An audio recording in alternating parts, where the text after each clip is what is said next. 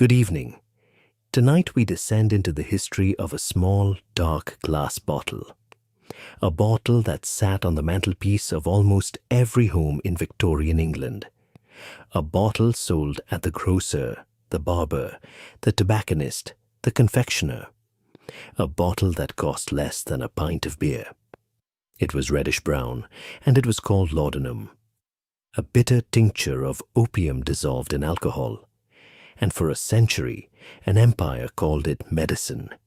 Consider for a moment the woman who reached for it in the night. She is not a criminal. She is not reckless. She is a wife, perhaps, or a seamstress, or a governess.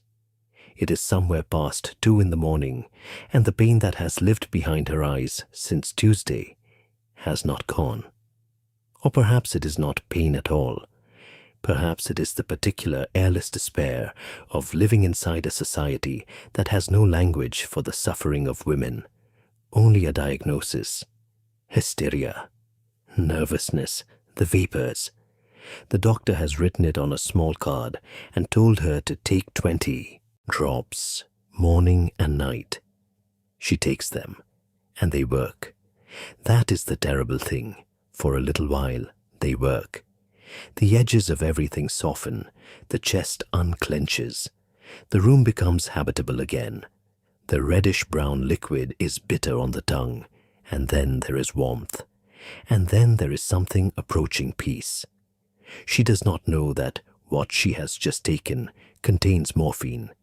She does not know that tomorrow she will need 25 drops to feel the same peace. She does not know that by spring she will not be able to begin the day without the bottle. She does not know any of this because in the year she is living, nobody has told her. Nobody has told anyone. If these quiet journeys into the darker corners of history help you rest, take a second to hit subscribe right now before you put your phone face down. That way, you'll always have a quiet place to return to when you can't sleep. Leave a comment telling me where you are listening from tonight. I find great comfort in knowing the different places that gather here in the dark to listen. But for now, set the phone down. Close your eyes if you like. Take a slow breath. And let us step together into the fog. Because before we can understand what laudanum did to an empire, we have to understand where it came from. And to understand that, we must travel much further back than Victorian England. We must go back to a time before Britain even existed as a nation. Back to the very first written record of the flower at the center of this story, and the civilization that first learned to praise it. The Sumerians called it Hulgil, the plant of joy. That is the translation, as best as scholars have been able to render it, Hulgil. And when you sit with those 2 syllables, the plant of joy, something settles in the chest that is not quite comfort and not quite dread, but something between the two. Because joy is precisely the right word for what it offered. And joy is precisely what made it so dangerous.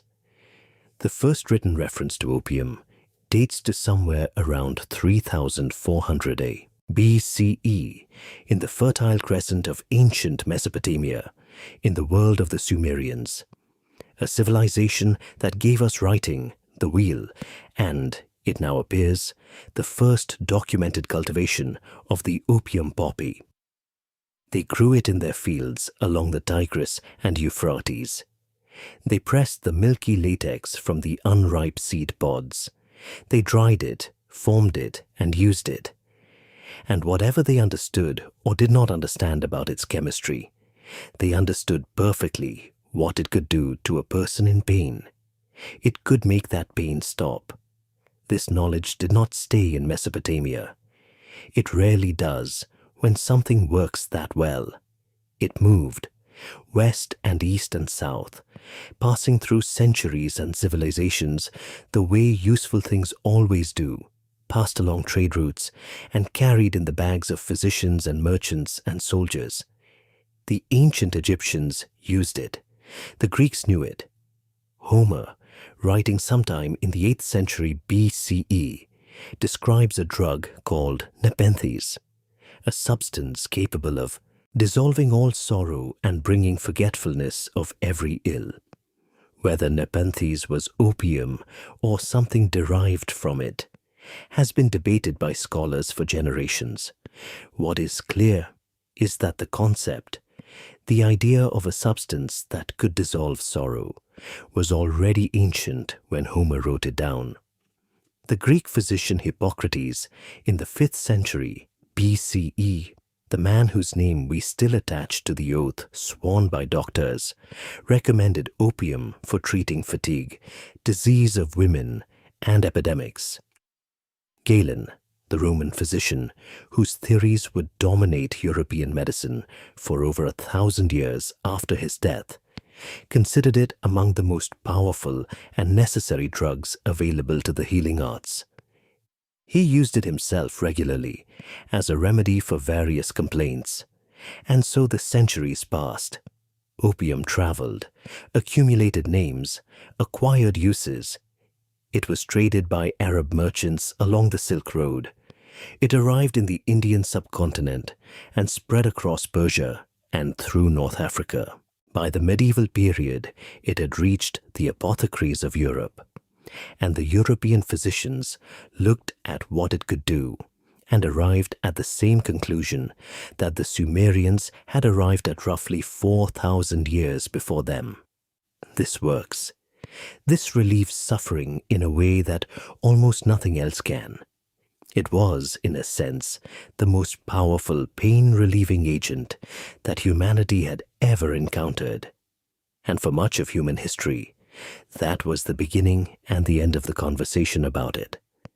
Then came Paracelsus. His full name was Philippus Aureolus Theophrastus Bombastus von Hohenheim. We will call him Paracelsus, which is the Latin name he gave himself, and which his contemporaries called him, and which history remembers. He was born in Switzerland in 1493, the son of a physician, and he grew into one of the strangest and most consequential figures in the history of medicine. Part alchemist, part physician, part itinerant wanderer, part genius, part mystic, Paracelsus received wisdom of Galen and Hippocrates with a contempt he made little effort to disguise. He burned their books, literally on occasion. He insisted that medicine must be rebuilt on direct observation and experiment rather than inherited theory. He was, in many ways, one of the first modern thinkers about the body, and he had a tremendous ego, which he expressed freely and at considerable length. Paracelsus believed that the key to healing lay in chemistry, in the precise identification and isolation of the active principles within natural substances.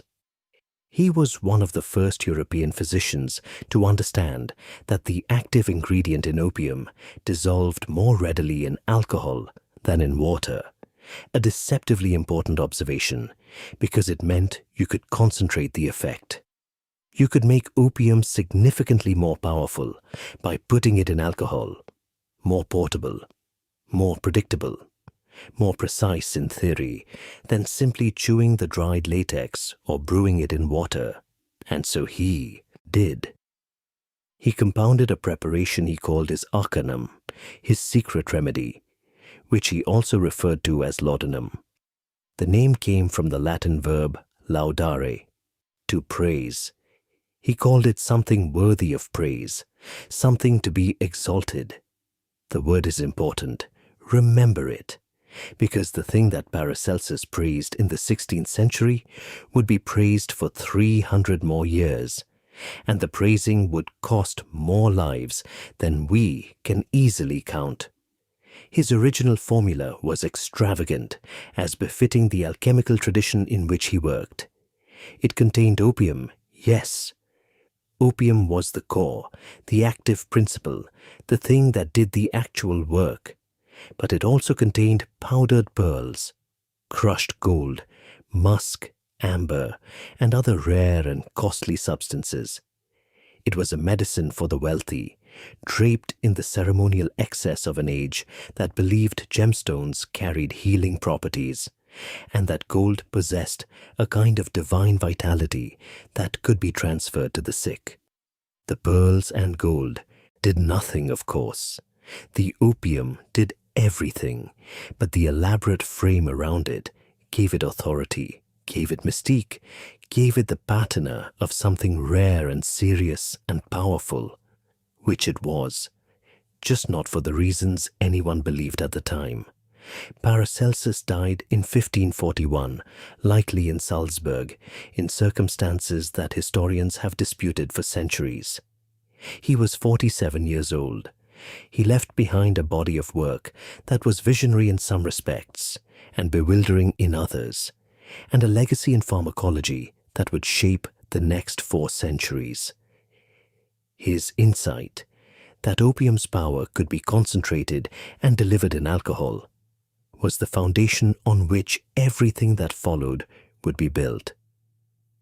But the version of laudanum that would become the medicine of the Victorian age was not Paracelsus's creation. It was the work of a man born more than 100 years after him, a man whose approach was less theatrical, less alchemical, and in many ways more dangerous for being so much more practical. Thomas Sydenham was born in Dorset, England, in 1624. He studied medicine at Oxford and later at Montpellier in France, and he emerged as one of the most clinically gifted physicians of the 17th century. A man who believed above all else in careful observation at the bedside and in the efficacy of simple, effective treatments. He was called the English Hippocrates, which is perhaps the highest compliment one physician could receive from the medical establishment of his era. He deserved at least some of it. His observations on gout, hysteria, Sydenham's chorea, and the management of smallpox were genuinely valuable. He thought clearly, wrote clearly, and cared about outcomes in a way that was not universal among his contemporaries. And in the 1660s, Sydenham took the formula that Paracelsus had left behind, and he simplified it. He removed the pearls, he removed the gold, he removed the amber and the musk, and the elaborate ceremonial ingredients that had accumulated around the opium like barnacles on a hull.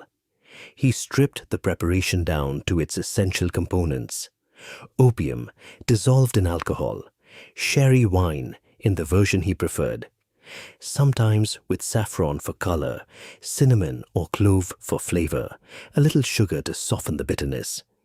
But at its heart, it was simply this: opium in alcohol. He called it Sydenham's laudanum, or tinctura opii, and he promoted it. In 1676, he published his seminal work, Medical Observations Concerning the History and Cure of Acute Diseases, and in its pages he championed his laudanum formula with the evangelism of a man who genuinely believed he had found something close to miraculous. He wrote that among all the remedies which it has pleased Almighty God to give to man to relieve his sufferings, none was so universal or so efficacious as opium. That sentence. Sit with it for a moment. Among all the remedies which God has given to man, none so universal, none so efficacious. Thomas Sydenham was not a charlatan. He was not trying to deceive anyone. He was a careful, intelligent physician describing his honest clinical experience. And his clinical experience was telling him the truth. Laudanum worked. For pain, it worked. For diarrhea, it worked. For cough, it provided real relief. For the anxiety and sleeplessness and physical discomfort caused by any number of conditions that the medicine of the era could not otherwise address, it worked. It worked in a way that almost nothing else available in 1676 could claim to work. And so he praised it. He praised it in print, in a major medical publication, with his considerable reputation attached to every word. The London Pharmacopoeia had already included an early form of laudanum in its 1618 edition, a formalization that gave it institutional legitimacy decades before Sydenham. But it was Sydenham's version, Sydenham's advocacy, and Sydenham's reputation that truly embedded the drug in the practice of English medicine. Physicians respected him. His formula was clean and reproducible. It could be made by any apothecary with access to opium and alcohol, which is to say any apothecary anywhere in the country. And gradually, over the latter decades of the 17th century and into the 18th, the term laudanum ceased to refer specifically to Sydenham's formula. It became a general word. It meant any combination of opium and alcohol, any tincture, any preparation, any variant. The word had absorbed the thing entirely. Laudanum was opium in alcohol. Opium in alcohol was laudanum. The name had become the category. By the early 18th century, several physicians were publishing works elaborating on its virtues. John Jones, a Welsh physician, published The Mysteries of Opium Revealed in 1700, one of the earliest serious attempts to describe what opium actually did to the human body and mind. He wrote about the euphoria, about the heightened confidence, the pleasurable sensations, the sense of well-being.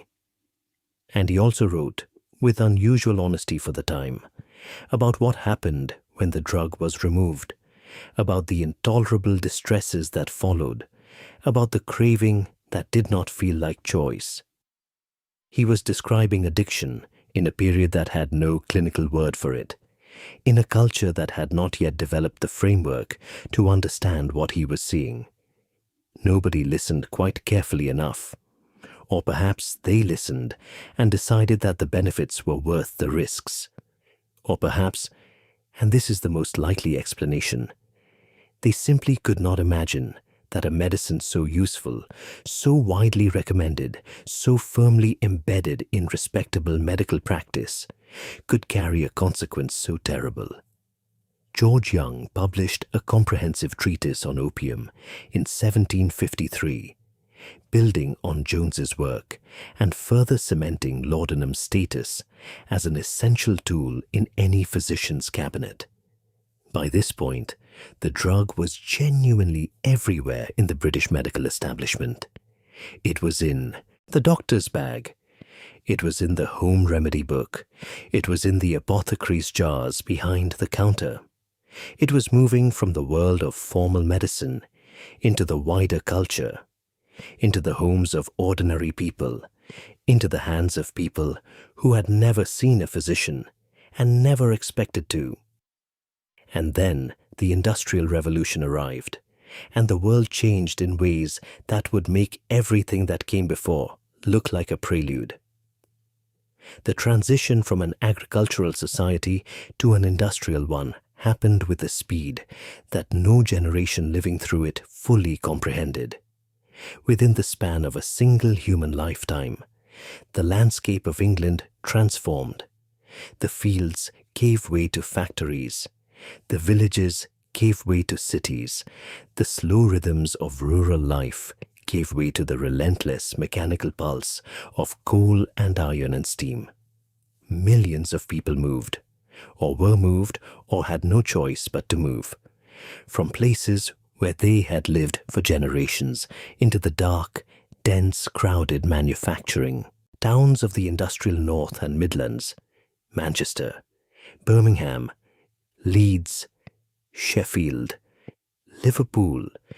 These cities grew faster than any infrastructure could accommodate, faster than sanitation systems, faster than clean water supplies, faster than housing stock that could keep rain out of the walls, faster, infinitely faster than any understanding of public health that might have protected the people pouring into them. By the early Victorian period, the 1840s and 1850s, These industrial cities were places of extraordinary, concentrated human suffering. Disease was not an occasional visitor. It was a permanent resident. Cholera swept through them in great waves. The epidemic of 1831 to 1832 killed tens of thousands. The epidemic of 1848 to 1849 killed more. Tuberculosis was endemic and relentless. Typhus, typhoid, scarlet fever, dysentery.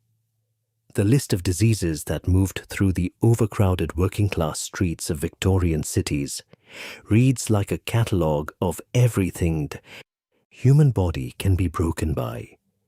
Infant mortality was staggering.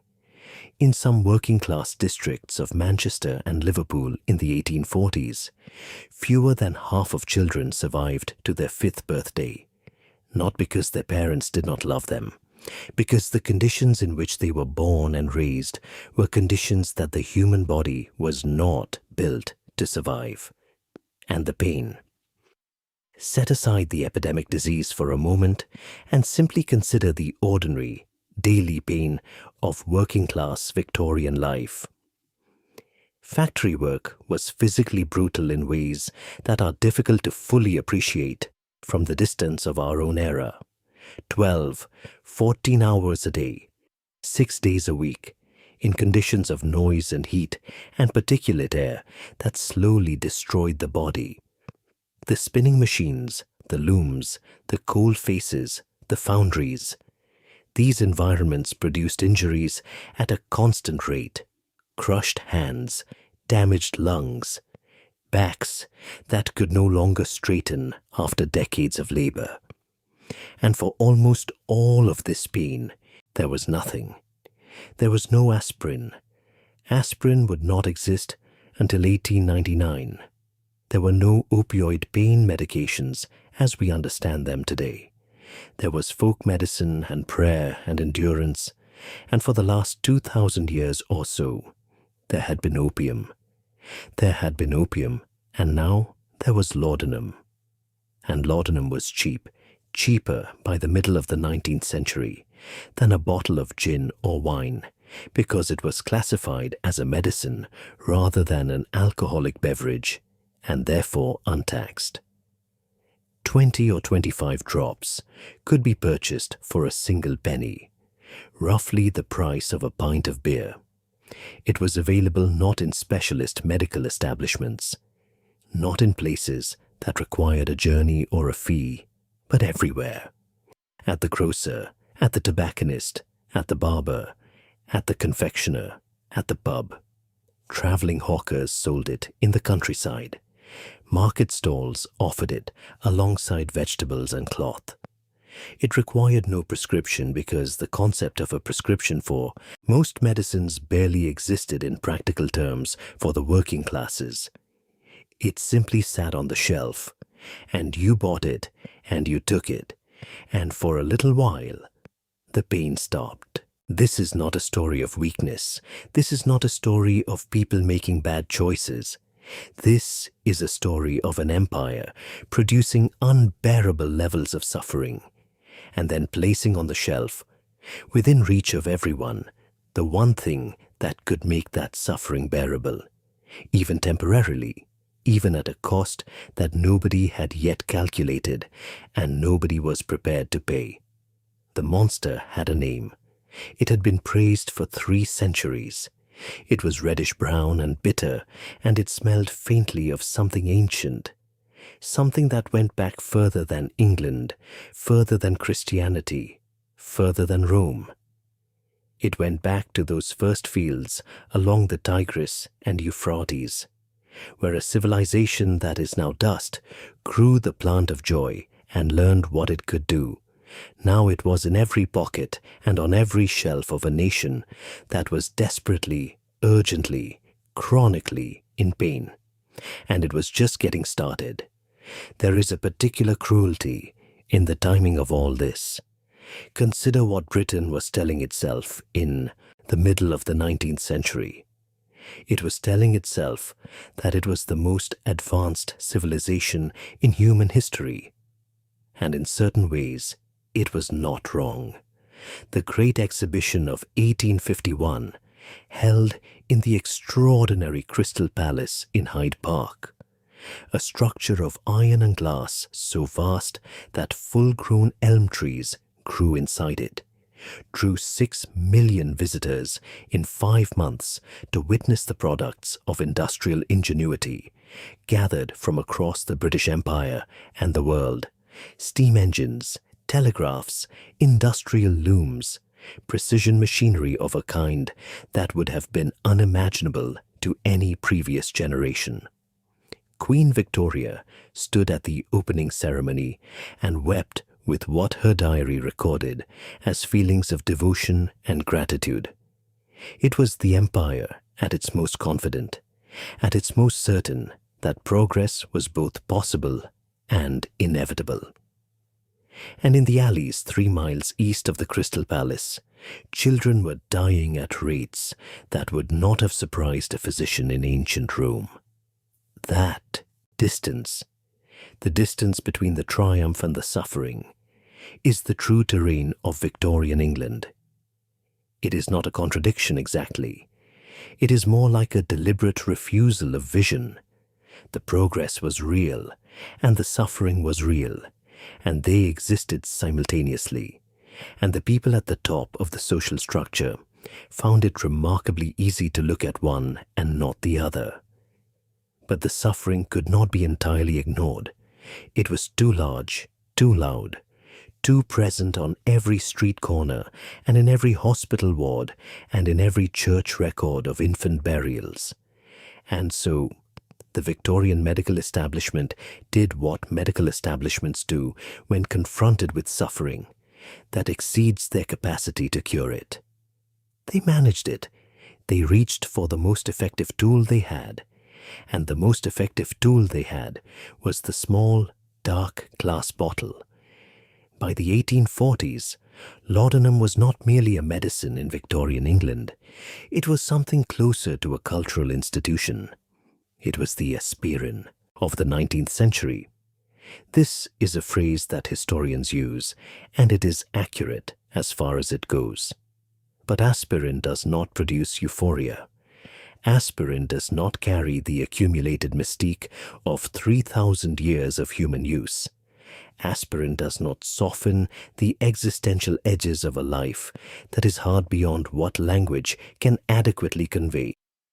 Laudanum did all of these things, which is why the comparison, while useful, only tells part of the story. To understand the scale of its presence, you have to understand what it was being prescribed for, not in the extraordinary cases, in the ordinary ones, in the cases that filled the pages of the British Medical Journal between 1840 and 1900 with a regularity that, if you read through them now, produces a low and steady sense of alarm. Laudanum was prescribed for coughs, for colds, for diarrhea and dysentery, for rheumatism and gout, for cardiac disease, for meningitis, for delirium tremens, which is to say, for the symptoms of alcohol, withdrawal, a rather extraordinary circularity when you consider it. It was prescribed for teething infants, for the convenience of overworked nurses, and for the management of grief, which the Victorians had classified as a medical condition requiring intervention. It was prescribed for insomnia, for headaches, for the broad category of complaint that physicians of the era gathered under the word nervousness. And it was prescribed in enormous quantities for what the medical establishment had decided to call hysteria. Hysteria. The word comes from the Greek word for uterus. The diagnosis was applied almost exclusively to women. It encompassed, depending on which physician was writing the diagnosis and in which decade, approximately everything that could go wrong with a woman's emotional or psychological state: anxiety, depression, irritability, mood swings, the inability to maintain what the Victorian social order considered appropriate composure, fainting fits, weeping, anger, grief, that persisted longer than the social calendar permitted. All of this was hysteria, and all of it was treated with tremendous consistency with laudanum. Many of the opiate preparations marketed during this period were targeted specifically at women and branded with women's names, which lent them a domestic, almost maternal authority. Mrs. Winslow's soothing syrup, Mrs. Bailey's quieting syrup, mother's friend. These names were not chosen accidentally. They were carefully designed to make the purchase of a powerful narcotic feel as unremarkable as buying a jar of marmalade. They implied that this was simply what sensible women did, what caring mothers did, what the management of a respectable household required. The advertising was brazen in ways that are difficult to fully absorb from the distance of our own more regulated era. Mrs. Winslow's soothing syrup, a product that contained a substantial quantity of morphine, marketed itself as having been acknowledged as the best medicine in the world for infants and children. Some preparations carried the bold claim that they were supplied to Her Majesty the Queen herself. Whether this was true or merely aspirational marketing is a question that the historical record does not cleanly resolve. But the appeal was clear. If it is good enough for the palace, it is good enough for your mantelpiece. The doctors, for their part, were not simply passive dispensers of the drug. Many of them genuinely believed in it. The medical education of the period, such as it was, had not yet developed the conceptual tools to understand physical dependence as a distinct medical phenomenon. When patients reported that they felt better on laudanum, which they did because it worked, because it genuinely relieved the symptoms they presented with, physicians recorded this as evidence of the drug's efficacy. When patients returned asking for more, this was interpreted not as a warning sign, but as confirmation that the treatment was necessary and should be continued. The framework simply did not exist yet to see what was happening. And without the framework, the data accumulated in front of them looked like success. Meanwhile, in the market, the commerce of laudanum was expanding with the same aggressive energy that the Victorian economy applied to everything it touched. The unregulated nature of the trade, the complete absence of any requirement for prescription, any restriction on who could sell the drug or in what quantity, meant that the market could develop exactly as markets do when left entirely to themselves. It grew. It diversified. It competed. Dozens of proprietary preparations entered the shelves, each claiming their particular formulation was superior to the others, each presenting their opium-alcohol mixture under a different name with different packaging and different marketing copy. Kendall Black Drop was a particularly concentrated preparation, reportedly several times stronger than standard laudanum, favored by those who needed a more powerful effect and willing to pay for it. Batley's sedative solution was marketed for its particular gentleness. Collis Brown's chlorodyne, introduced in 1857, blended opium with cannabis and was advertised as able to assuage pain of every kind and afford a calm relief from any manner of distress. Dover's powder, McMahon's elixir, Dalby's carminative. The list extends for pages. Each product was slightly different. Each carried its particular brand of reassurance. All of them had opium at their center. Now, let us talk about the money and what the money tells us. In 1870, the area under poppy cultivation across the British Empire's Indian territories stood at over 560,000 acres. The total opium revenue generated in that year came to more than £7.5 million, a figure that converts to something approaching £900 million in modern value. This was not a niche trade in a minor commodity. This was one of the largest and most profitable sectors of imperial commerce. The British East India Company had actively encouraged poppy cultivation in Bengal since the mid-18th century, and the opium produced in those fields flowed in two directions simultaneously. It flowed east to China, where Britain had fought two actual wars, the First and Second Opium Wars of 1839 to 1842 and 1856 to 1860, to preserve the right to sell it. And it flowed west to Britain itself, where it ended up in bottles on the shelves of every grocer and tobacconist in the country. The empire was, in the most literal sense, built in part on opium. Its trade routes carried it, its wars protected it, its pharmacies sold it, its physicians prescribed it, and its citizens consumed it in quantities that, when you begin to assemble the historical data, are almost difficult to believe. Consider these numbers because they are not rhetorical. They are documented. A single town, councillor in Nottingham, who also happened to be a druggist, sold 400 gallons of laudanum annually. 400 gallons from one shop in one town. At the same time, in Manchester, investigators found that the use of opium-based preparations was habitual in 5 out of every 6 working-class families. Not occasional, habitual.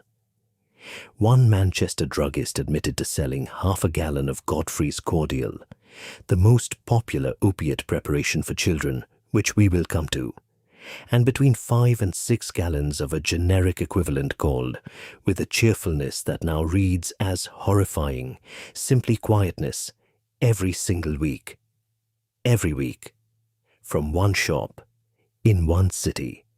Now multiply that across every druggist, every grocer, every market stall, every traveling hawker, every barber who kept a supply behind the counter, across every city, town, village, and hamlet in Britain.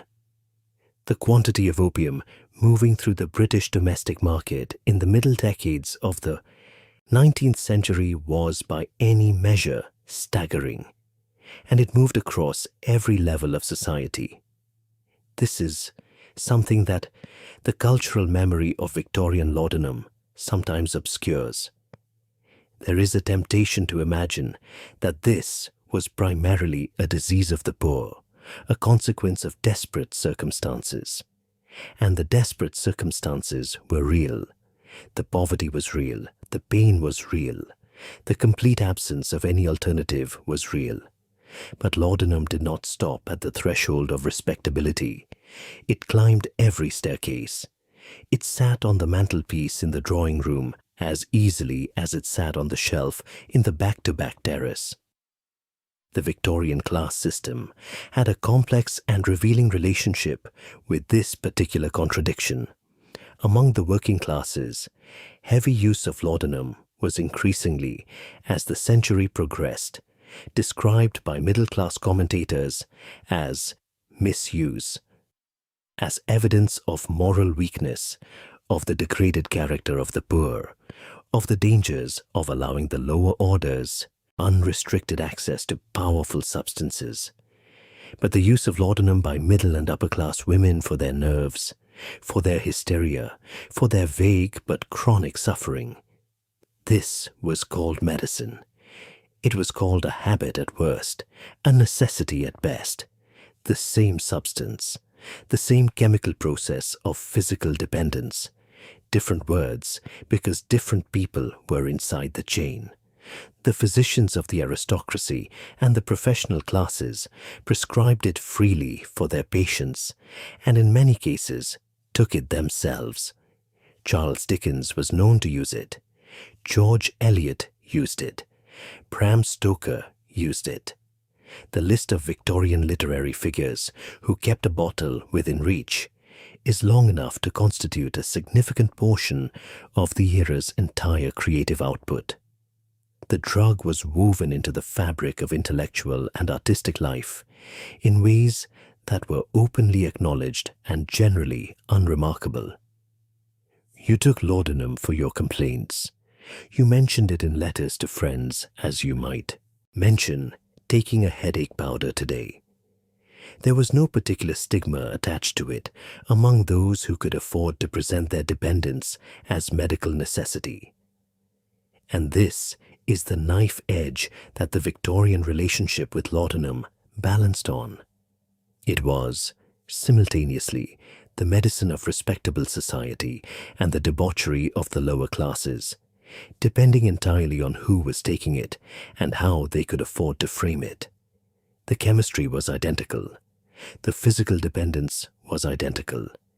The withdrawal, when it came, was identical regardless of whether it was happening to a seamstress in Salford or a poet in Bloomsbury.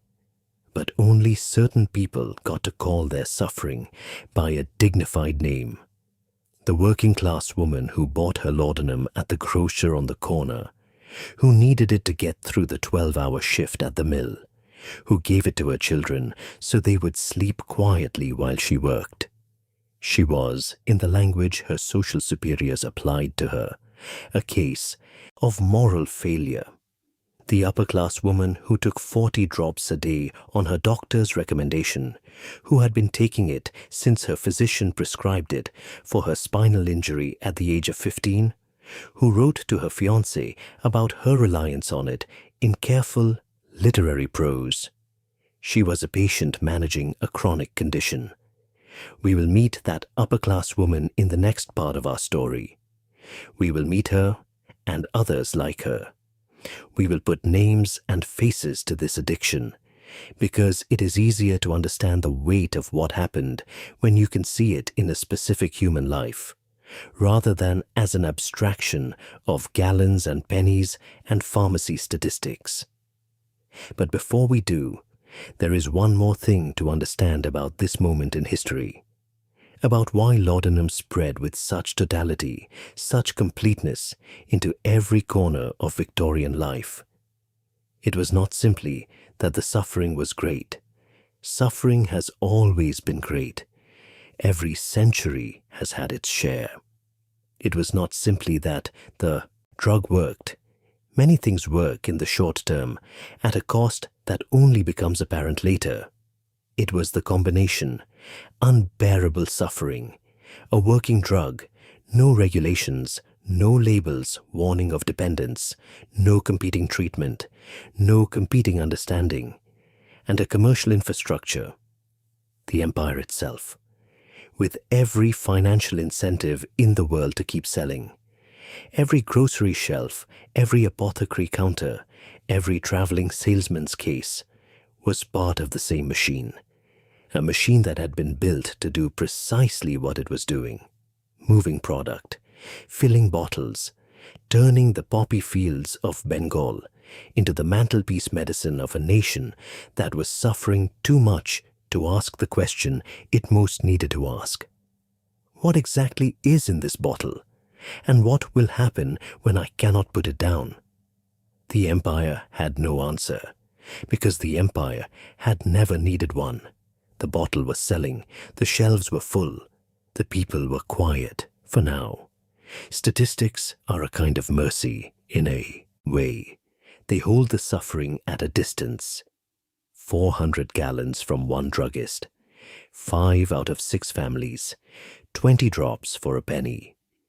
When the numbers are large enough, the mind processes them as abstraction rather than experience. It is a natural protection. It is also a way of not fully seeing. So let us set the numbers aside for now. Let us come closer. Let us begin with a young man in Oxford in the autumn of 1804. He is 19 years old, brilliantly intelligent, and in agony. The pain originates in his face, along the path of the trigeminal nerve, which runs from the brain down through the jaw and cheek and around the eye socket.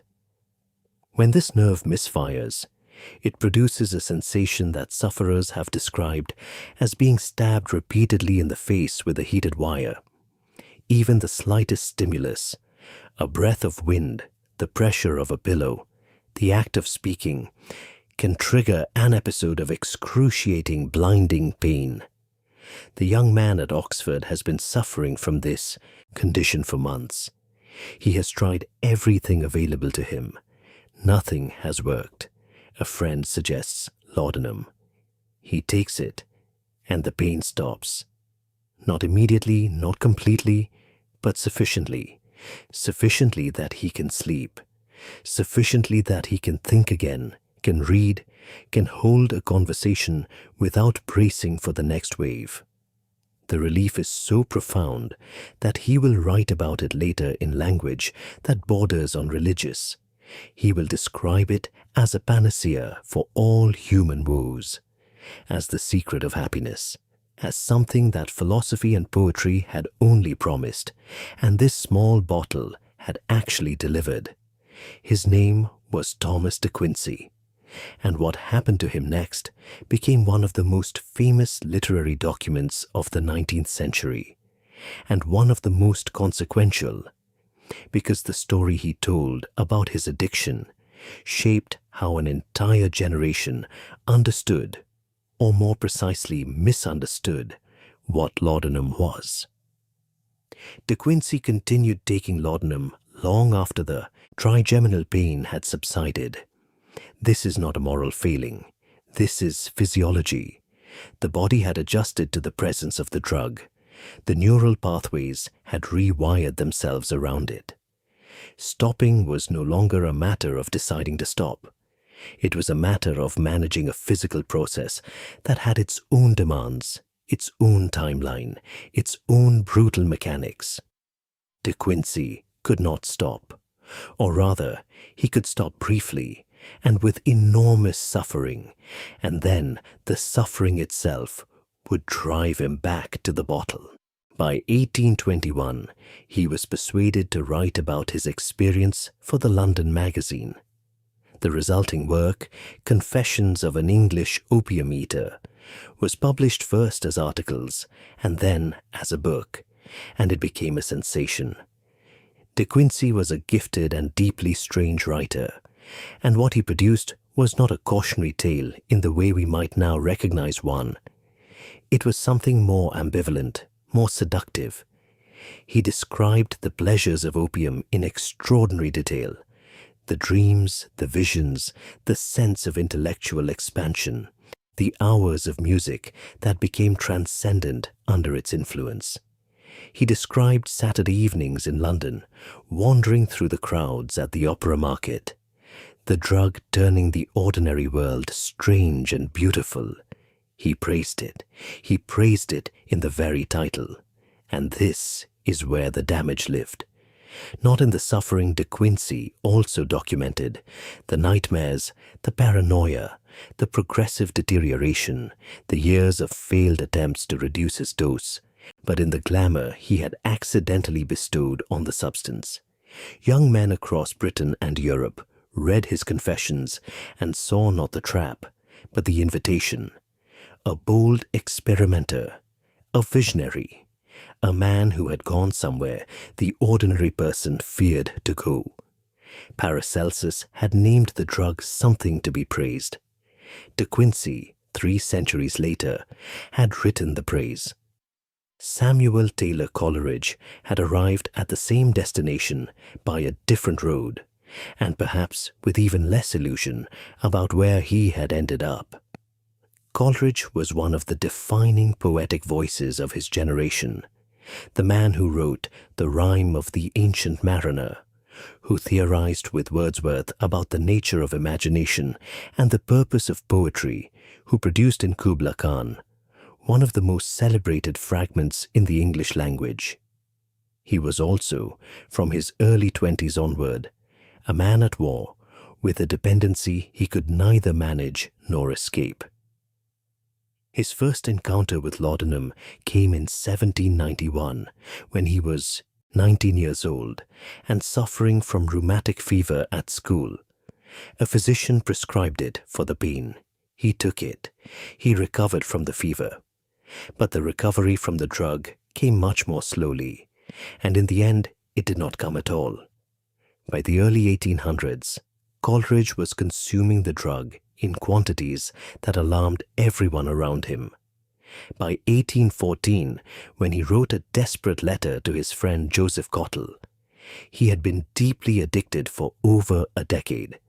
He tried to explain what addiction actually was from the inside, the way it altered not just the body, but the character. He described how the drug had made him deceive the people who loved him, how he had lied, repeatedly and consciously, to protect his supply, how he had become under the influence of what he called the free agency annihilating poison, someone unrecognizable to himself. Not weak, he insisted, not simply lacking willpower. Something deeper had been taken from him, the very mechanism by which a person exercises agency over their own choices. The chain was not metaphorical, it was neurological. He could not yet use that word, but he was describing the reality of it with painful precision. Coleridge eventually placed himself under the care of a physician named James Gilman in 1816, moving into Gilman's house in Highgate in an attempt to manage his consumption. He lived there for the remaining 18 years of his life, writing, lecturing, corresponding, and never entirely free of the drug. His daughter Sarah, who had grown up watching his struggle, confided in letters to friends that she herself could not sleep without laudanum. The chain had extended to the next generation. Among women of the educated classes, the story repeated itself with variations that changed the surface details while leaving the underlying structure identical. The physician, the prescription, the genuine initial relief, the gradual invisible tightening, the point at which the medicine and the need became indistinguishable. Elizabeth Barrett Browning was 15 years old when she suffered a serious spinal injury. She was in severe and chronic pain. Her physician prescribed laudanum. She took it as she had been told to, and the pain became manageable. She continued taking it for the following decades. For the spinal condition, for lung hemorrhages, for the various other complaints that accumulated over a lifetime of fragile health. And by the time she was in correspondence with the poet Robert Browning, who would become her husband, she was taking approximately 40 drops a day. She mentioned this to him in a letter with a matter-of-factness that tells you everything about how normalized this level of consumption had become. 40 drops daily was not remarkable. It was simply the dose she required to function, to write, to breathe without pain. She was, by any clinical definition, dependent, but the word dependent had not yet been properly attached to this experience in the medical vocabulary of her time. She was a patient. She was managing her condition. She wrote some of the most celebrated poetry of the Victorian era while chemically dependent on an opiate. And the fact that these two things could coexist, the artistic achievement and the dependency, is itself part of what made laudanum so difficult for the era to fully reckon with. It did not always destroy its users in visible, immediate ways. Sometimes it simply became part of the architecture of a life, supporting the structure from beneath, invisible until the day it was removed and everything fell. Then there is Elizabeth Siddal, whose story carries a particular darkness even within this dark catalogue. Siddal was born in 1829, the daughter of a Sheffield cutler, and she became in her 20s one of the most recognizable faces in Victorian art. The golden-haired model and muse of the pre-Raphaelite Brotherhood, immortalized in painting after painting by Dante Gabriel Rossetti, John, Everett Millais and others. In 1852, Millais was working on his painting of Ophelia, Hamlet's drowned beloved, and Siddal agreed to pose for it. The pose required her to lie submerged in a bathtub of water for hours at a time while Millais painted. It was winter.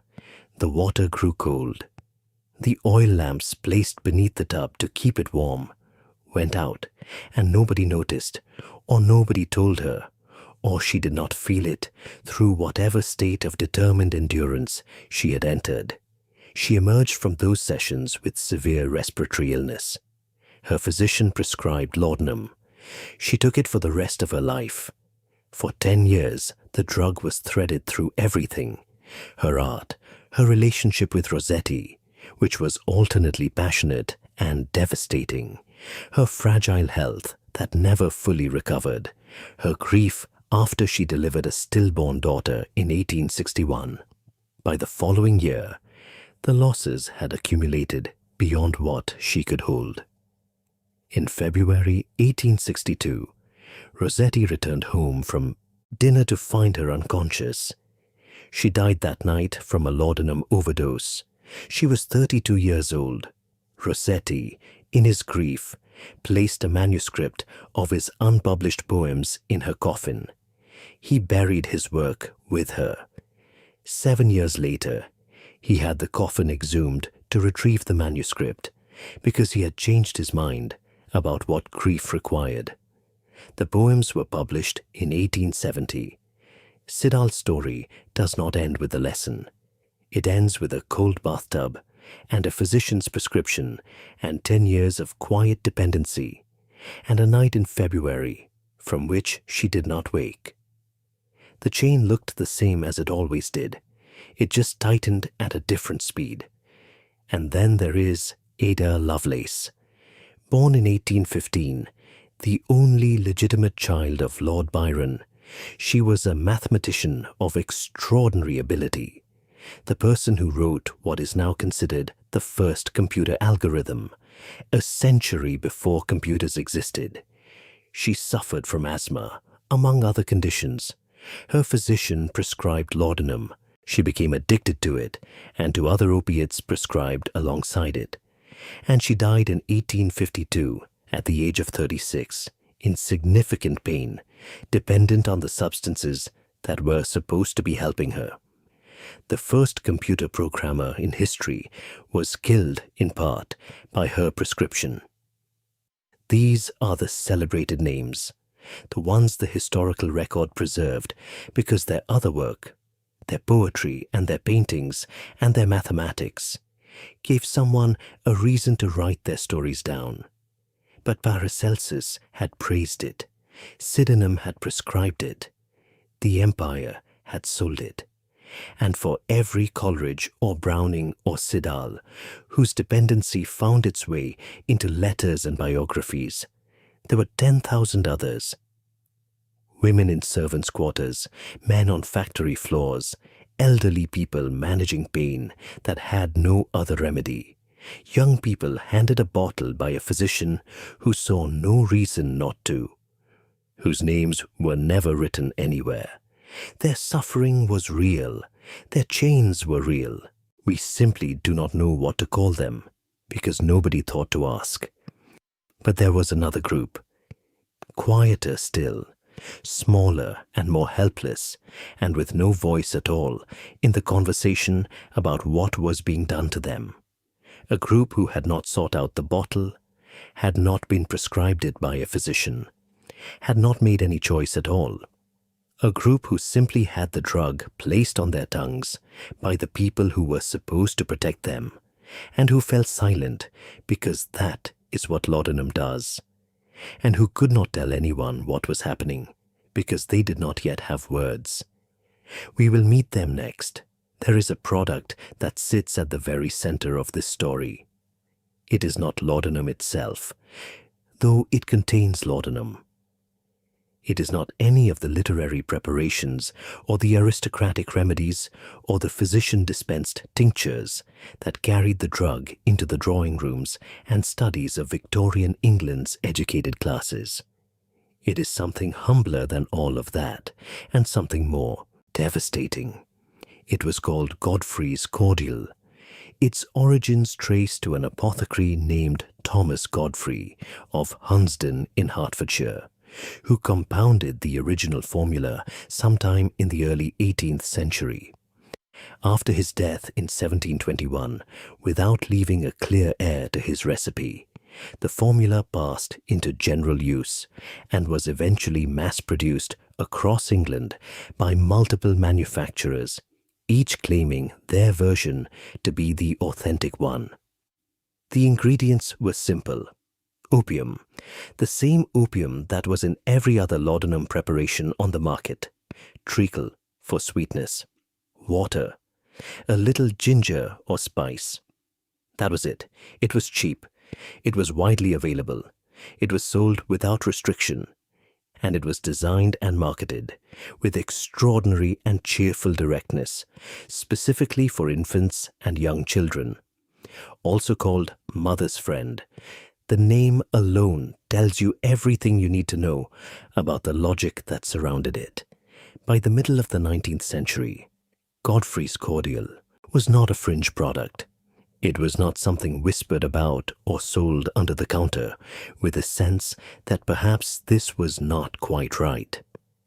It sat openly on pharmacy shelves and in grocers' windows alongside vegetables and flour and household necessaries. It was advertised in newspapers.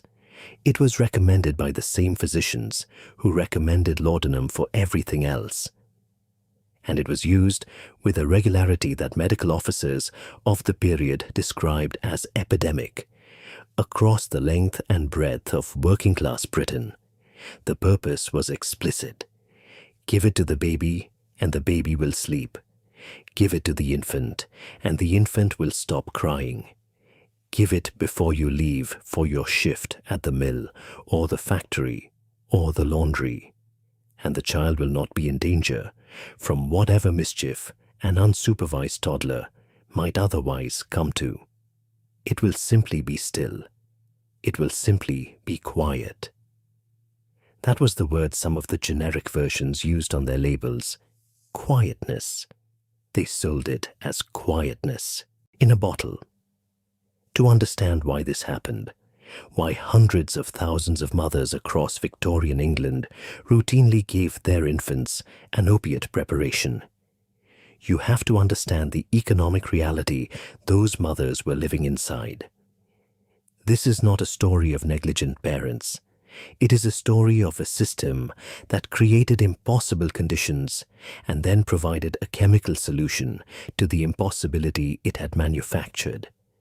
A working-class woman in the industrial cities of the 1840s or 1850s did not have the option of staying home with her baby. There was no maternity leave. There was no state support. There was no charitable provision sufficient to cover the gap. The family's survival, in the most basic sense of whether there would be food and whether the rent would be paid, often depended on the mother working. The factories and the laundries and the service industries that employed women did not pause for the fact of an infant. You worked your hours, or you lost your position, and you could not bring the baby. The network of baby-minders and nursemaids who cared for working-class infants while their mothers worked were themselves overwhelmed, underpaid, and managing more children than any single person could safely oversee. Godfrey's cordial solved the problem that the industrial system had created and showed no interest in solving itself. It kept the baby still. It kept the baby quiet. It allowed the mother to work, and the minder to manage, and the factory to keep its hours, and the entire structure to function. The fact that it was doing this by administering a narcotic to an infant, a being whose developing nervous system and tiny body were entirely unprepared for the dose, was a secondary consideration. Or rather, it was not fully a consideration at all, because the medical understanding of what opiates did to the developing brain and body simply did not exist yet in the form that would make the danger legible. The scale, when you look at it directly, is staggering.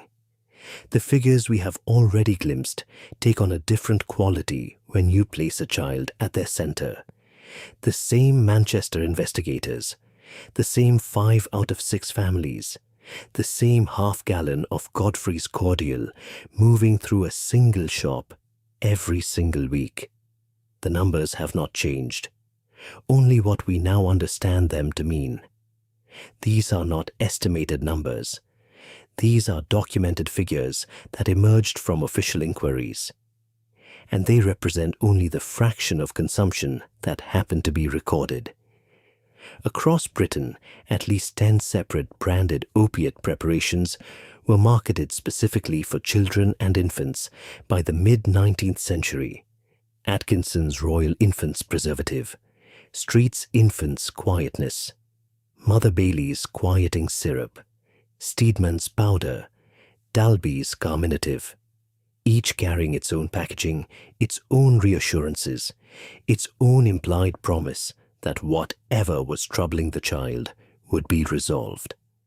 Atkinson's even carried the claim with the brazenness that characterized Victorian patent medicine advertising, that it had been acknowledged as the best medicine in the world and was frequently recommended by the Faculty of Medicine and supplied to Her Majesty the Queen. The Queen's endorsement, whether real or invented, attached to a bottle of opiated syrup for infants. This is the world we are describing. The medical officers responsible for tracking infant mortality in Victorian cities were among the first to begin connecting the deaths to the preparations. Their reports, published in various journals and submitted to local authorities through the 1840s and 1850s, documented case after case in which infants presented with the classic signs of opiate poisoning: extreme drowsiness, pale and cold skin, slow and shallow breathing, a glassy stillness that was not sleep, that looked like sleep but did not move like sleep, and who died before anyone fully understood what had happened. A scene from Charlotte Yonge's novel, The Daisy Chain, published in 1856, captures the horror with the precision that the dry language of medical reports could not quite achieve. In it, a character named Flora notices something wrong with her infant, a sleepiness she cannot explain, an unwillingness to wake, a look in the eyes that she does not like. Her father arrives and recognizes immediately what he is seeing. The effect of opium, he says. They must try a stimulant. What do you have nearest? The nurses answer, Godfrey's cordial, sir. The stimulant suggested to save the child is the same drug that is killing her. The infant does not survive. What Younger was describing was not fiction in any meaningful sense. It was documentation. The doctors who wrote about this in medical journals were specific about the mechanics. In very small children, even a few drops more than the usual dose could be fatal. The margin between sedation and death was narrow in an adult. In an infant, it was a thread. And because the preparations were unregulated, because no official body had established what a safe dose for a child of 6 months or 12 months or 2 years might be, the dosing was entirely at the discretion of whoever was administering it. A tired minder, a mother who had been up all night, a nurse who had 3 other children screaming and needed this one to be quiet for an hour. Sometimes they gave a little too much, and the child did not wake. The records of infant mortality in the fens of Lincolnshire and Cambridgeshire tell a particular version of this story. The low-lying marshy ground of the fenlands was notorious for marsh fever, what we now call malaria. And the communities that lived there existed in chronic, grinding illness. Laudanum was far cheaper than quinine, which was the only effective treatment for marsh fever.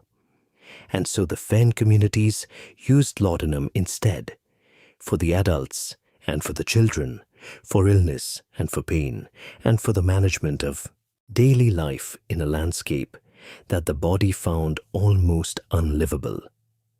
Investigators who visited these communities in the 1840s and 1850s found entire villages in which the use of opium preparations was so habitual, so completely normalized, that people could barely remember a time before it. The euphoric effect that followed recovery from marsh fever kept people coming back to laudanum long after the fever had passed. Addiction, without ever knowing the word for it. In the years between 1863 and 1867, the recorded death rate from opiate poisoning among children under 5 years old was 20.5 per million of the population. That is the number that existed in the world before any significant regulation of these products. 20.5 children per million dying from the medicine that was supposed to help them. And the commerce continued. Because the commerce had always continued. Because the families who needed Godfrey's cordial genuinely needed it. Needed something, needed relief, needed the baby to be quiet enough for the mother to keep her job and the family to eat. And because the manufacturers were meeting a real demand, and because the pharmacists who sold it were meeting a real need, and because the physicians who recommended it were doing what they believed was helpful, and because the empire whose poppy fields supplied the opium were doing what empires do, which is to follow the money wherever it leads.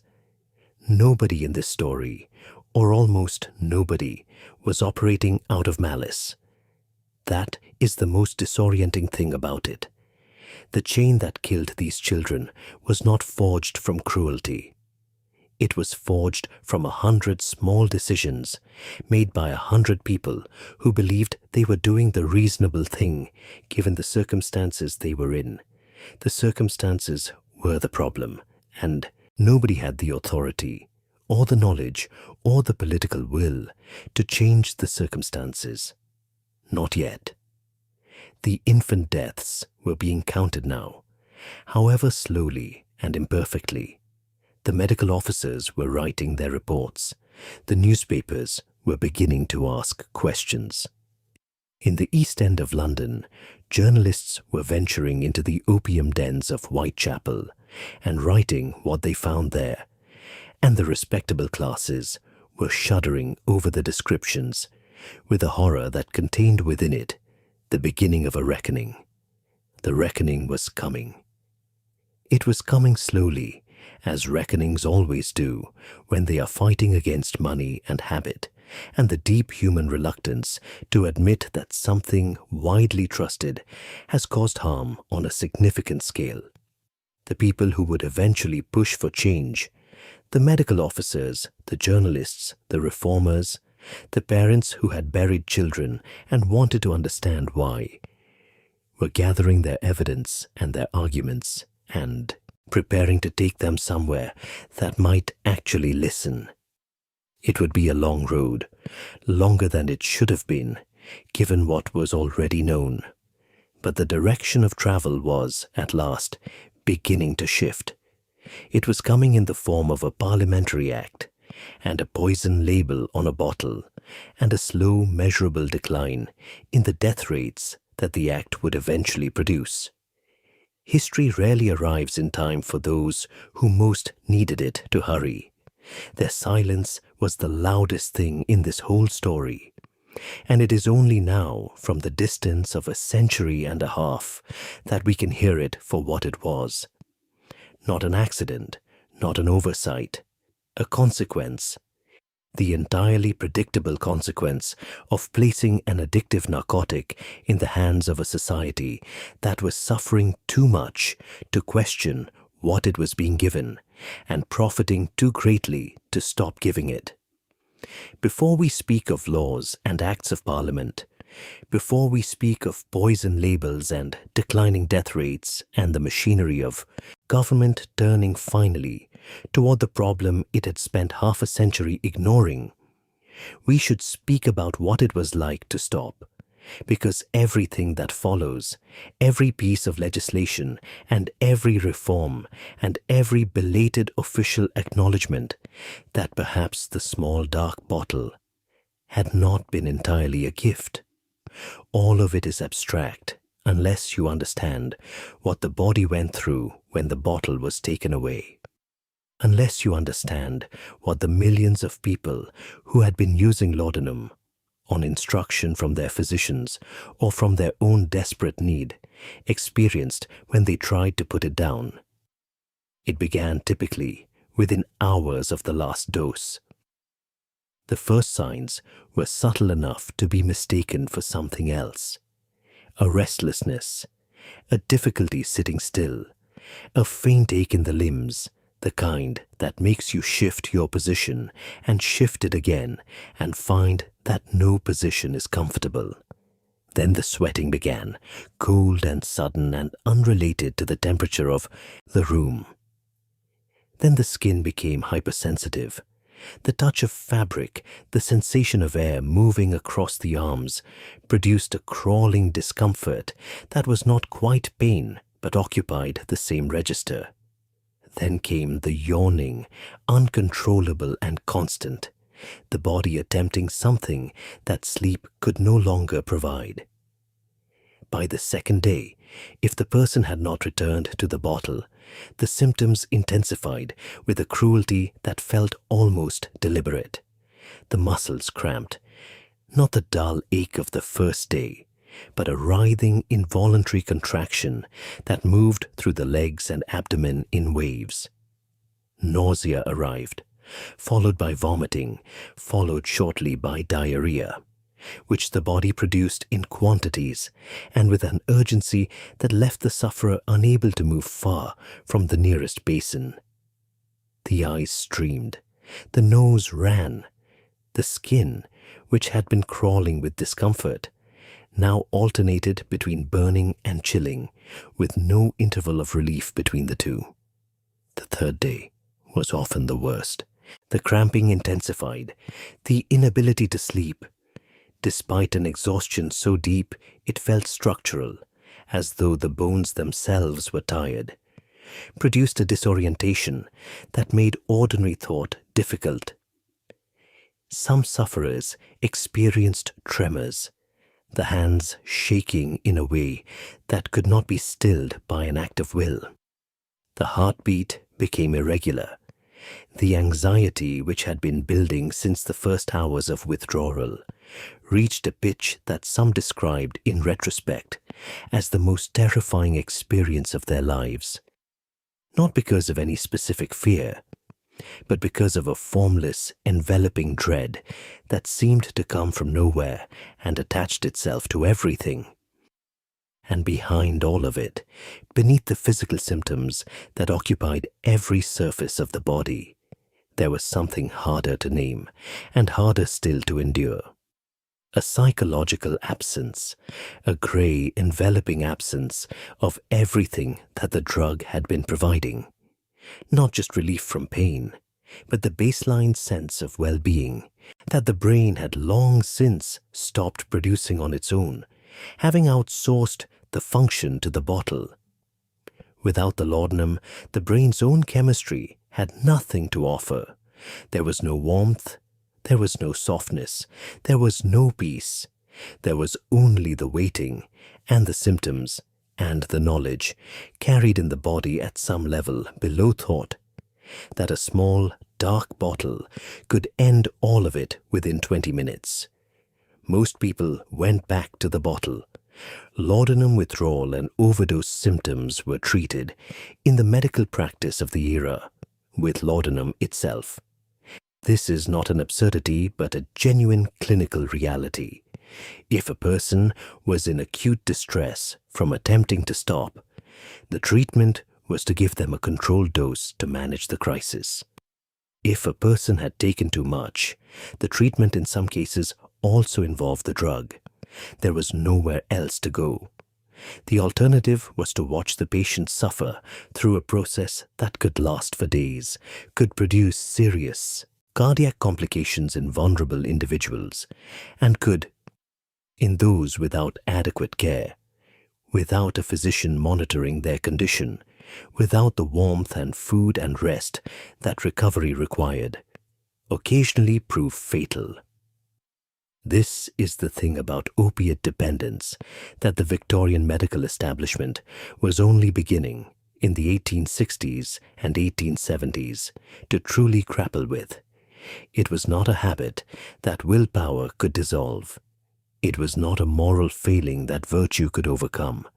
It was a physiological state as real and as demanding as any other medical condition, and it required treatment, not condemnation. Think of Coleridge, who had described with such painful precision in his 1814 letter the way laudanum had dismantled his capacity for honest conduct, who had understood from the inside that something mechanical had happened to him, something that preceded the choice to deceive and made that choice almost inevitable. He was describing, in the vocabulary available to a poet, in the early 19th century, the neurological reality of physical dependence. He simply had no clinical framework to hold what he was experiencing. Nobody did. The word that entered the English language in the 1870s and 1880s to describe it, morphinomania, was romanticized in its etymology, borrowed from Morpheus, the Greek god of dreams, which gave it an almost literary air. But what it described was not romantic. It was a person in the grip of a physical process they had not chosen and could not easily escape. By the time the word existed, it was naming something that had been present in British life for 2 full generations. The naming came, as naming so often does, long after the thing itself had taken up permanent residence. In the 1860s, the public conversation about opium began to shift in tone. It had been shifting for some years in the medical journals, where voices of concern had been accumulating since at least the 1840s. But it was the press that moved the question from professional discussion into public consciousness, and it did so with a vividness that professional medical language could rarely match. The newspapers and popular journals of the 1860s began publishing accounts of what they called Dark England, the hidden world of the industrial poor, the cramped alleys and overflowing courts of the East End of London, the opium dens that had taken hold in Whitechapel and Limehouse, in the neighborhoods where the dock workers and sailors and immigrant communities of a maritime empire had settled. These dens, low, lamp-lit rooms where men lay on mattresses in various states of insensibility, pipes in hand or abandoned beside them, were described in language designed to produce horror in the middle-class reader. One journalist describing a Whitechapel den in 1868 wrote of a wretched hole so low that those who entered could not stand upright, where lying on mattresses placed on the ground were Chinese men, Lascar sailors, and several Englishmen who had, as the account put it, imbibed a taste for opium. The description is thick with the racial prejudice of its era. The opium den in Victorian journalism was consistently and deliberately framed as a foreign contamination, an oriental vice that was infecting the English poor, despite the fact that Britain had fought 2 actual wars to protect its right to flood China with the same substance. But behind the prejudice, the reportage was doing something important. It was making the face of addiction visible to people who had managed not to see it. Oscar Wilde, a few decades later, would give the opium den literary form in The Picture of Dorian Gray, published in 1891, writing of dens of horror where the memory of old sins could be destroyed by the madness of sins that were new.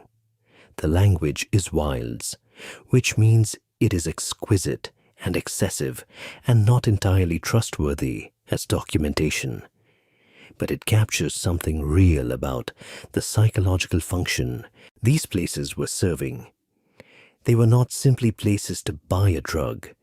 They were places where people went to stop being themselves for a while, which is what the woman at the beginning of our story had always been doing, alone in her room at 2 a.m.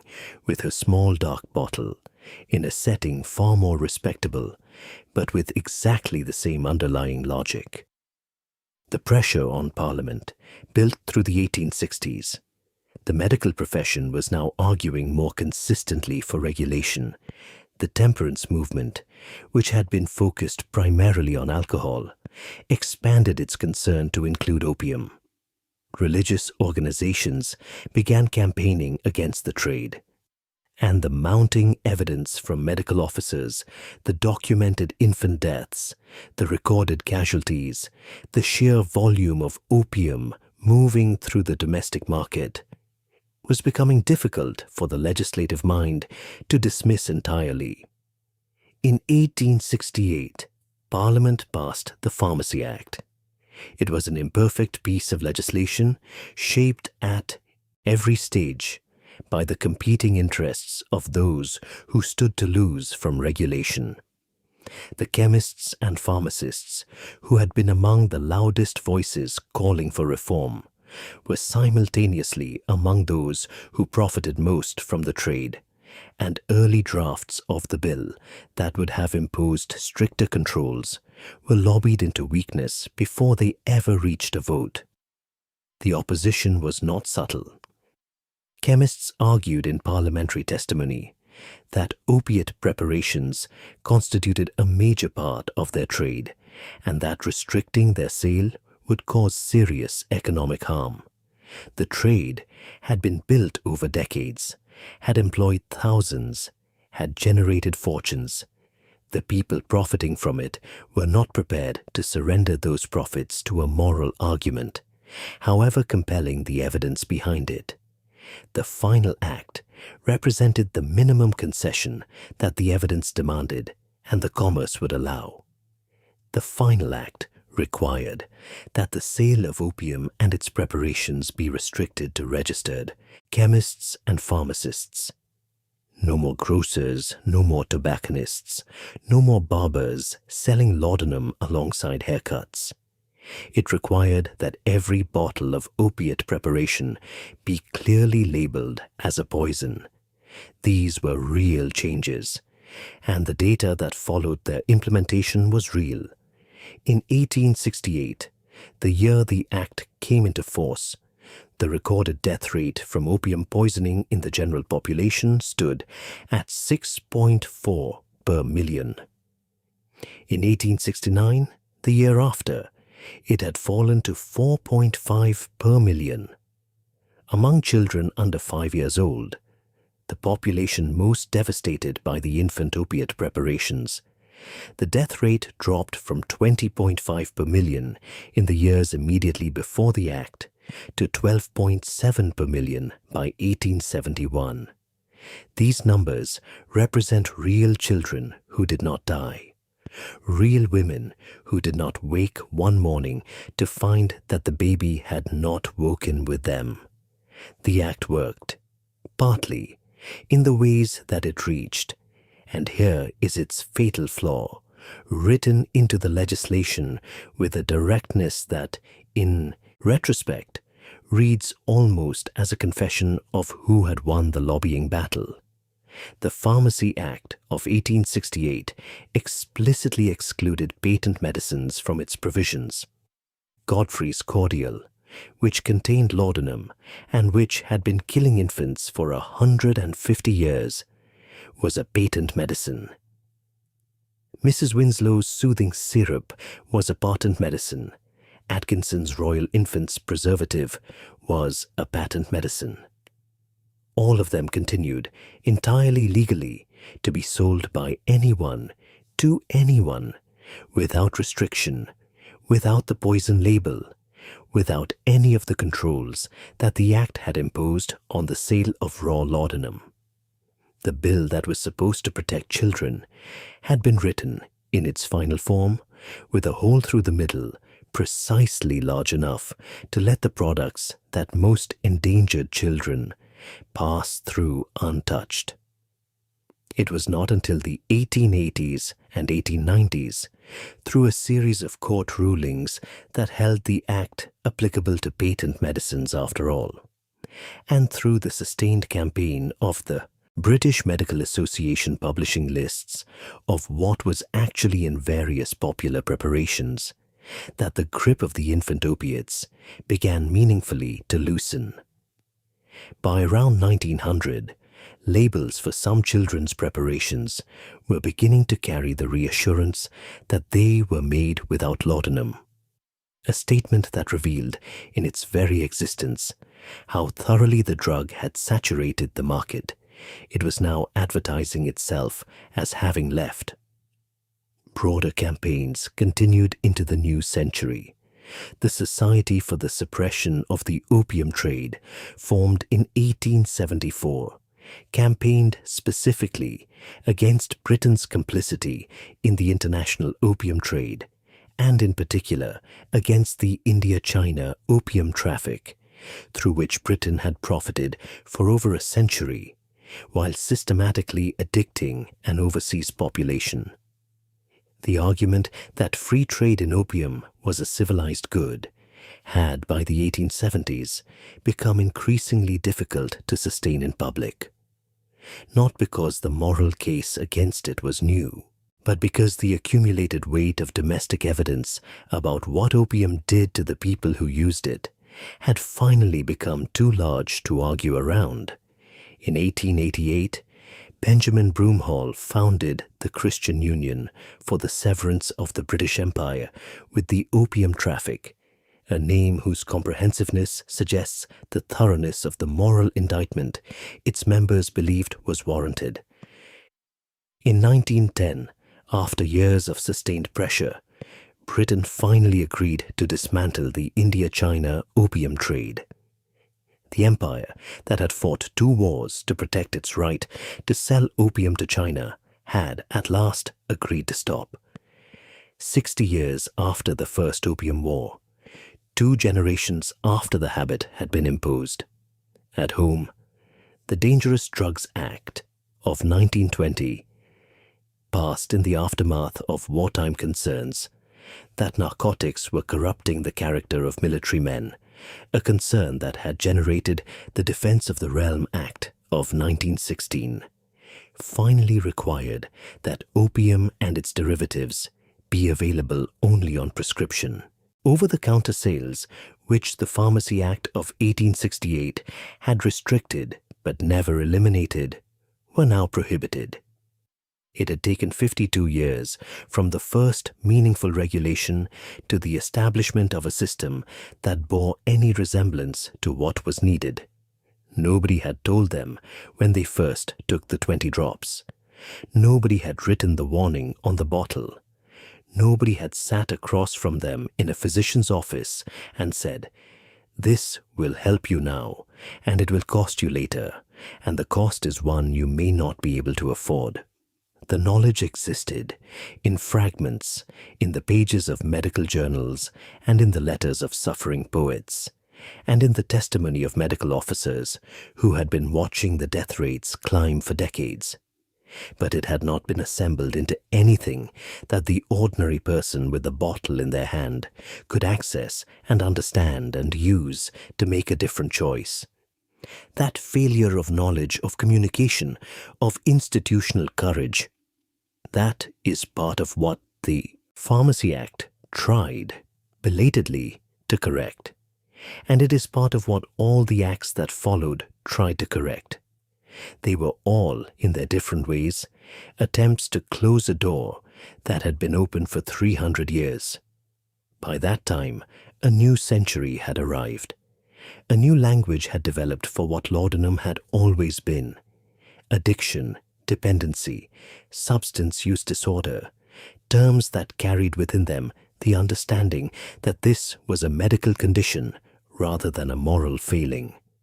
New drugs had arrived to replace the old ones, and the pattern that laudanum had established, the medical endorsement, the mass distribution, the commercial infrastructure, the delayed reckoning, had already begun repeating itself with its successors in ways that nobody yet had the historical vantage point to fully see.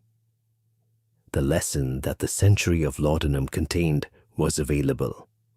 The question was whether anyone would read it before the next chapter had already been written.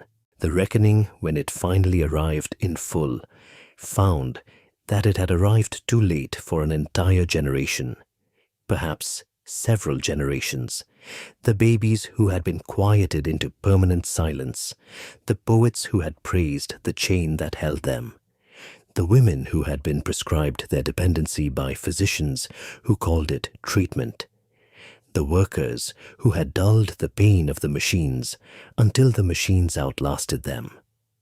They had been given something to be praised. They had been given a chain made of glass and laudanum, and the particular indifference of a system that needed them functional, not free, and the chain had held. In 1803, a young German pharmacist named Friedrich Serturner was working in his laboratory in Paderborn, attempting to isolate the active principle from raw opium, the specific compound that was doing the actual work, beneath all the alkaloids and resins and inert material that surrounded it. He was 20 years old, he was methodical and curious, and he had no particular sense, as he worked, that he was standing at the edge of anything significant. After several years of experiment, he succeeded. He extracted from opium a white, crystalline substance that he named morphium, after Morpheus, the Greek god of dreams. We call it morphine. It was the first time in human history that an active ingredient had ever been isolated from a plant, a milestone in pharmacology that Serturner is rarely given adequate credit for, overshadowed as he is by the subsequent history of what he found. Morphine was, in the most direct sense, the distilled essence of laudanum, the thing in the bottle that made the bottle work, separated from everything else and concentrated. It was several times more powerful than raw laudanum. It was also when the hypodermic needle was developed in the 1850s and the two technologies met, deliverable directly into the bloodstream, bypassing the digestive system entirely and producing effects of an immediacy and intensity that laudanum taken orally could not match. The medical establishment received it the way the medical establishment had received every predecessor, with enthusiasm, with confidence, with the genuine and not entirely unfounded belief that here at last was the safe version, the pure version, the one that worked without the complications. Then came heroin. In 1898, the German pharmaceutical company Bayer, the same company that would give the world aspirin the following year, synthesized diacetylmorphine, a chemical modification of morphine that they marketed under the trade name heroin. The name came from the German word heroisch, heroic. They believed it was a heroic medicine. They marketed it as a non-addictive substitute for morphine and as a cough suppressant for children. It was sold over the counter. It was prescribed by physicians. It was recommended for exactly the kind of broad range of complaints that laudanum had been recommended for a generation earlier. Within a decade, the pattern that should by then have been familiar was repeating itself with mechanical precision. The users became dependent. The dependency was followed by the familiar constellation of escalating dose, withdrawal, the craving that dismantled everything else in a life until only the drug remained. The medical establishment revised its assessment. Regulation followed, years behind the harm. This is the line. This is the direct, unbroken line from the poppy fields of Mesopotamia in 3400 BCE to the alchemist's laboratory in the 16th century, to the physician's prescription pad in Victorian England, to the biofactory in 1898, to the prescription opioid crisis of the late 20th and early 21st centuries. Each iteration presents itself as the safe one, the controlled one, the one that has learned from the mistakes of its predecessor. Each iteration produces the same outcome on a different timeline. In 1995, Purdue Pharma launched OxyContin in the United States. It was a slow-release formulation of oxycodone, an opioid painkiller, and it was marketed to physicians with a confidence that should, by 1995, have carried a heavier burden of historical awareness than it did. It was promoted as less addictive than other opioids because of its slow-release mechanism. Sales representatives visited doctors in their offices with data, with talking points, with samples. The marketing was sophisticated in its methods and familiar in its argument. This one is different, this one is safe, this one can be trusted. Physicians prescribed it in enormous quantities, for legitimate pain, and for pain that was perhaps less clearly defined, for patients who needed it, and for patients who were handed it because handing it was easier than the alternatives. Patients took it gratefully, as people in pain have always taken what relieves them. The dependency developed, as it always develops, before the danger was acknowledged.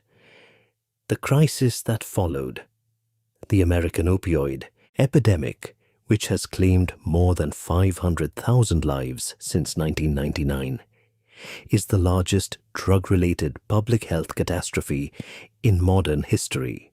500,000 in one country in 25 years. The mechanism is identical to the one that operated in Victorian England.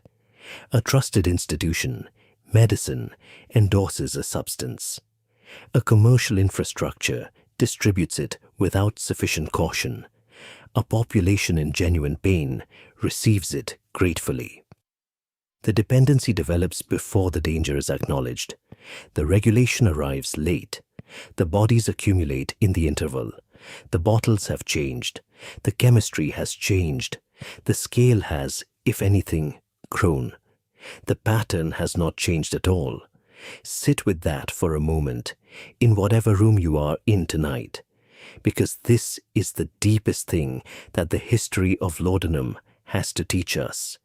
And it is not a comforting lesson, and it was not meant to be. It is simply the truth, arrived at through the long accumulation of evidence that history provides to those who are willing to read it. We have been here before, not once but many times, and each time we have stood at the beginning of the pattern and been unable to see it for what it was, because the pattern looks, from the beginning, like progress, like medicine, like relief. The woman at the start of the story, the one you met in the first minutes of this long night, reaching for her small dark bottle at 2 in the morning, is not a Victorian figure. Or rather she is, but she is also something else. She is a structural position in a recurring story. She is the person in pain who has been handed a solution by an authority she trusts, who has taken that solution because she needed it and because she was told it was safe, and who will discover in the months and years that follow that the solution carries a weight she was never warned about. Her name changes, her century changes, the bottle changes shape, and the liquid inside it changes color. But the outline of her story, the prescription, the relief, the quiet tightening, The morning she realizes she cannot begin the day without it. The moment she tries to stop and learns what stopping costs. That outline has not changed since Thomas Sydenham wrote his seminal work in 1676 and told the physicians of England that among all the remedies which God has given to man, none is so universal or so efficacious as opium. He meant it as praise. He meant it as a gift. He was not wrong about what the drug could do for a person in pain. He simply could not see far enough past the relief to the reckoning that followed it. And in that failure of foresight, which was the failure of an entire civilization and not merely one physician, lies the most human thing about this whole history. We reach for what relieves us. We trust what the authorities we have built tell us is safe. We are slow to name the harm when the harm comes packaged as medicine, because medicine is supposed to help, and the mind is reluctant to complete the sentence that begins with helped and ends with harmed. Thomas de Quincey died in 1859, aged 74, having spent 55 years in an oscillating relationship with laudanum that he never fully resolved, but also never stopped writing about. His confessions went through multiple editions in his lifetime, each one revised and expanded, a document that kept growing because the experience it described kept growing. He lived longer than almost anyone expected. He also never stopped taking the drug. Samuel Taylor Coleridge died in 1834, at the age of 61, having lived the last 18 years of his life in James Gilman's house in Highgate, and having never, by his own account, been entirely free. His daughter Sarah outlived him by 18 years and remained dependent on laudanum until her own death in 1852, the same year that Elizabeth Siddal was prescribed it for the illness she brought home from Millay's studio and the cold water of that bathtub. Ada Lovelace died that year too. 36 years old, Elizabeth Barrett Browning died in 1861 in Florence in the arms of her husband, having spent more than 40 years taking the drug that had been given to her at 15. She died peacefully by most accounts. Whether the laudanum was part of what allowed that peace is a question the historical record does not answer.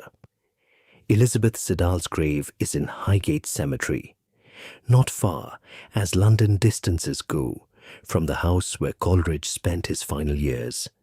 The fog connects them.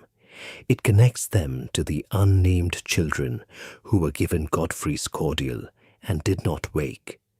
It connects them to the seamstresses and the factory workers and the women in their drawing rooms who are all, in their different circumstances, inside the same chemical reality, held by the same chain. It connects them forward through time to Sir Turner in his laboratory in 1803, to Bayer in 1898, to Purdue Farmers sales representatives in 1996, sitting across from physicians and explaining, with charts and data and the full authority of modern pharmaceutical science, that this one was different. It was not different. It is worth asking, as we come to the end of this long night, what would have had to be true for the story to have gone another way? What would have had to change at what moment for the reckoning to have arrived before the bodies? Whether it is the Victorian era or the present one, the answer seems to require the same things: the willingness to prioritize the long-term safety of those who are suffering over the short-term interests of those who are selling, the courage to follow evidence to uncomfortable conclusions and act on them before the scale of harm becomes undeniable, the institutional honesty to say, when a trusted remedy turns out to carry a cost, that it carries a cost, and to name that cost clearly, and to distribute that knowledge to the people who most need it. These are not complicated things. They are also, as the history of laudanum demonstrates, with patient and repetitive thoroughness, remarkably difficult to achieve. The fog over Victorian London was coal smoke and river mist, and the accumulated exhalation of a city of 4 million people. But it was also in the deeper sense that we have been tracing tonight, the particular opacity that surrounds a harm that has not yet been named, that sits on the shelf and is called medicine, that costs 1 penny for 20 drops. That comes in a small dark glass bottle and is bitter on the tongue, and then for a little while makes everything softer. The woman put the bottle back on the mantelpiece. She would reach for it again in the morning, before she began the day. She did not know, or perhaps she had begun to suspect, in the particular way that the body knows things before the mind consents to know them, what that said about where she was. The fog pressed against the window glass, thick and close and smelling, faintly of coal and river. Somewhere beyond it, the city was starting to stir. The first cartwheels on the cobblestones, the first smoke beginning to rise from the chimneys, the first workers moving through the grey pre-dawn toward the factories and the mills and the laundries and the markets that kept the greatest empire in the world turning on its axis. The empire was waking up. The bottles on 10 million mantelpieces were waiting. The chain was so quiet. It had always been so quiet, not the clanking visible chain of iron and protest. The other kind, the kind that feels, in the moment of its tightening, indistinguishable from comfort. The kind that is handed to you by someone you trust and accepted as medicine, and carried so long that eventually you cannot remember what it felt like to be without it. That is the most unsettling thing of all. Not the suffering, as great as that was, not the deaths, as many as there were, but the quietness of it, the way it looked from the outside like an ordinary life. A bottle on a shelf, a dose in the morning, a woman in her room at night, reaching for something that would let her sleep. Nothing unusual, nothing to remark upon, just another evening in the fog,